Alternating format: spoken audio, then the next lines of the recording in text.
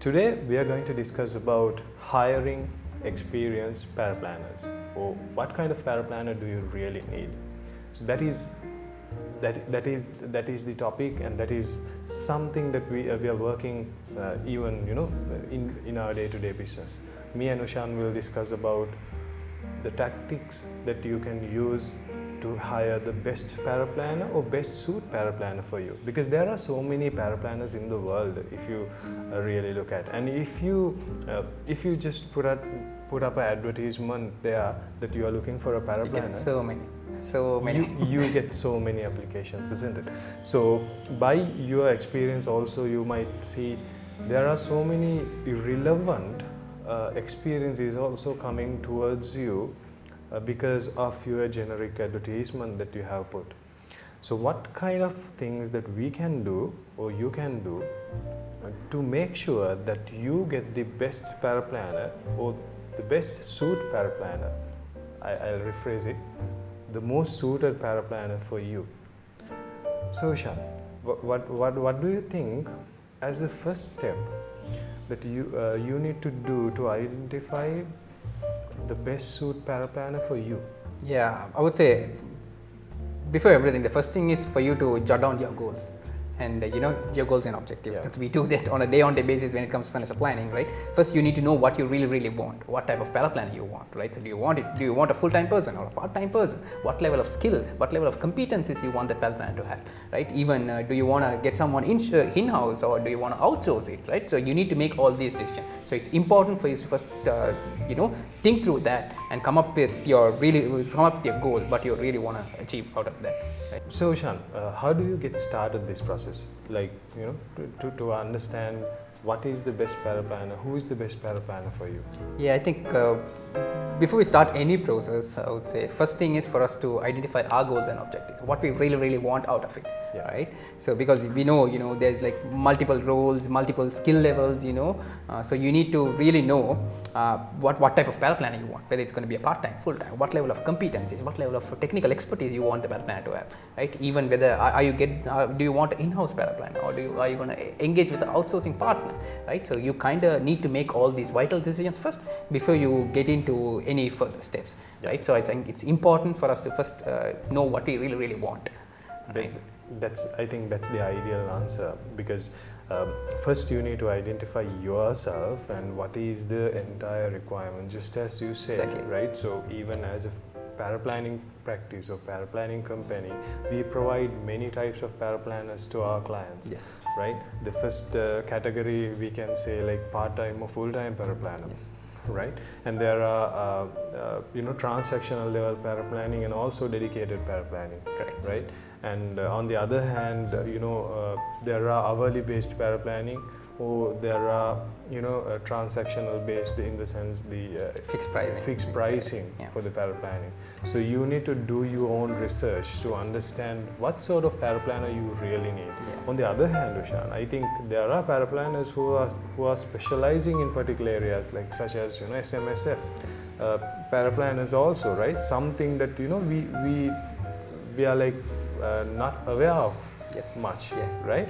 But there are paraplanners who really love to do SMSF and they nail the SMSF. So Yeah. if you are a financial practice or financial planning practice which is going with SMSF, maybe better going ahead with SMSF specialist paraplanner rather than just going for a generic paraplanner. Right? Yes. It depends on your requirement.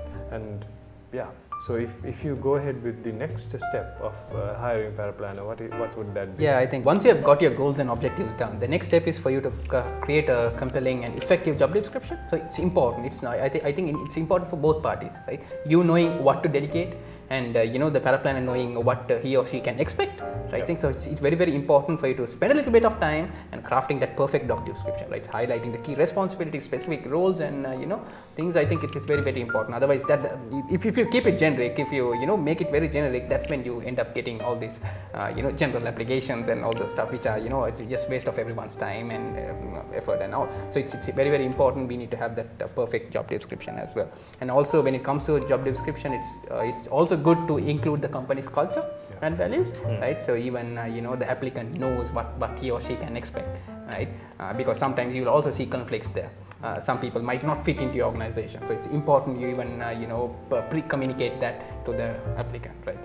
I think that's the second step of the whole process. Okay, so you identify yourself, and then you create the job description. Then of course the next step would be advertising. Yes. Because you need to you can advertise in multiple ways, and nowadays it's online platforms, right? Online freelancer platforms to online LinkedIn sort of social media that you advertise. Even we have paraplanning groups in Facebook that we have seen. Our like financial planners are looking for paraplanners in Facebook, something that we are seeing at the moment. So it is pretty interesting that you put it in the way that the suitable candidate will speak to you, then everyone will speak to you, because we all know that when you advertise something in particularly in social media, like so many thousands of people can reach to you, and then it'll waste your time looking at those messages. On the other hand, it's actually waste of their time as well if you really look at, right? So put it in the required platforms and then start your process of recruitment.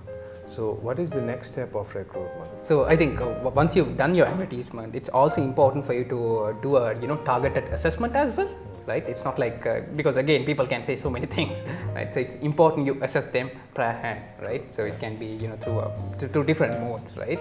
So I think that's also like it needs to be part of your recruitment strategy as well, assessing the candidate. Okay. So assessing the candidates in the sense, do you have like online assessments, or is it an interview based assessment? Yeah, it can be either way, right? So it can be from an interview to a online based assessment. At the same time, like some case studies, I would say, right, on their problem solving skills, on their technical skills, and also some small case studies. Even your advisor can throw out a complex financial scenario and ask and see how the paraplanner responds, right? If you are looking for a specialist paraplanner, right? So those kind of assessments. So and then that's what it is. So one of the key things that I experienced in my career in ABP with our clients is that our clients, majority of our clients, one of the key things that they ask in the interviews was our goals, because our goals should be in line with their goals to go for a long-term partnership,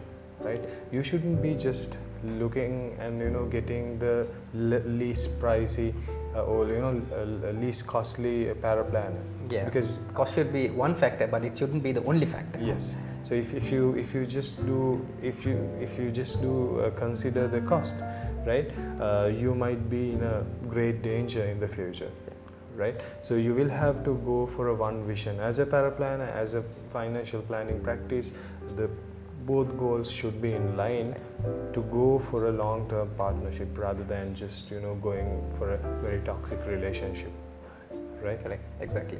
So then, if you are onboarding a long-term paraplanner, or rather you have selected a long-term paraplanner and now you are in the process of onboarding, what would be the next step to make sure that your ties are correct? Yeah, I think it's not only about getting the right person, you need to retain the person as well, right? And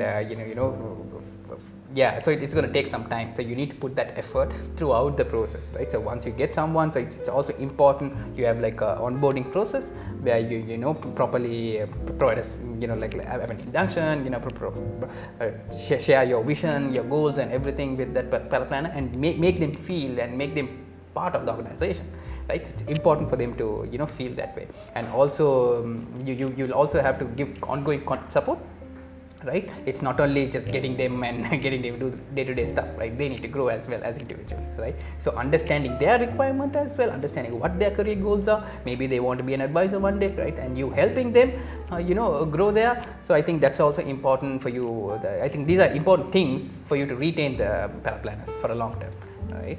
So these are the two main things I would say I would like to highlight.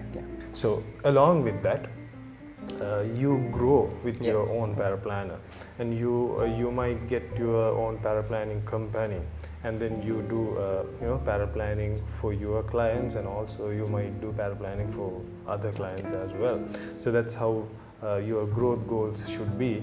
And also this is a very small world, Usha, right? Everyone is connected now, and it's easy, it's very easy. You shouldn't be traveling from Australia to Sri Lanka to get into a paraplanning company here. Correct. Right? Right. You have so many. We have all the tools. We have all the tools, and the other thing is, so if you are contacting a company in Sri Lanka or company in a different country, a paraplanning company, when your goals are in line, right, you can go a long way, right, rather than having a very short-term Relationship. paraplan. Yeah, that's going to cost everyone's time, money, effort, right? So it's always good to invest for the long term, right? So before making any financial decisions, it's always good to think in that way, as I would say. Take it slow. Take it slow. Yes, exactly. Yeah. Yeah, I think also, I mean, when it comes to again retention and all, even offering competitive benefits to the paraplanner, it also plays a big role, I would say. Right, so I think we had a good discussion on hiring the best paraplanner. I hope you also make your decisions right, based on these. Right, so to conclude, we should not rush into any engagement, right? So we should take the time, we should invest our time, and it's always look for a long-term solution rather than being focused on a short-term solution. Thank you. See you in the next episode.